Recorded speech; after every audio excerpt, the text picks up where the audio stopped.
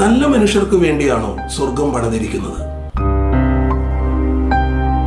നല്ല മനുഷ്യർക്ക് വേണ്ടിയാണ് സ്വർഗം ഒരുക്കിയിരിക്കുന്നതെങ്കിൽ എത്ര പേർ അവിടെ എത്തിച്ചേരും? സംശയിക്കേണ്ട, ആരും തന്നെ എത്തുകയില്ല. ചീത്ത മനുഷ്യർക്ക് വേണ്ടിയാണ് നരകമെങ്കിൽ അവിടെ എത്ര ആളുകൾ ഉണ്ടായിരിക്കും? നിശ്ചയമായും എല്ലാവരും അവിടെ തന്നെ ആയിരിക്കും.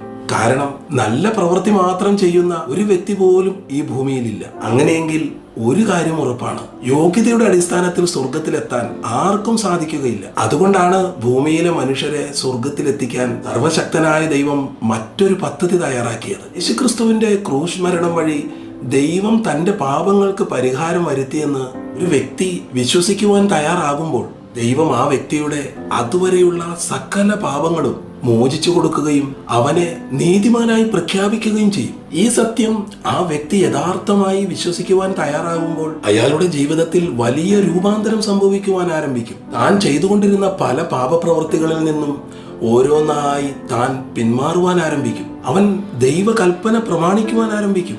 യേശുക്രിസ്തുവിനെ കൂടുതലായി അറിയുവാനുള്ള വലിയൊരു വാഞ്ച അവനിൽ ഉളവാകും. അതെ, സത്യദൈവത്തിലുള്ള യഥാർത്ഥമായ വിശ്വാസം ഒരു വ്യക്തിയെ പുതിയൊരു സൃഷ്ടിയാക്കി മാറ്റും. കൂടുതൽ മനോഹരമായ ഒരു ജീവിതത്തിലേക്ക് അവൻ ക്രമേണ ചുവടുവയ്ക്കുവാൻ ആരംഭിക്കും. പ്രിയ സഹോദര, താങ്കളെക്കുറിച്ചും ഇങ്ങനെയൊരു ജീവിതം ദൈവം ആഗ്രഹിക്കുന്നു.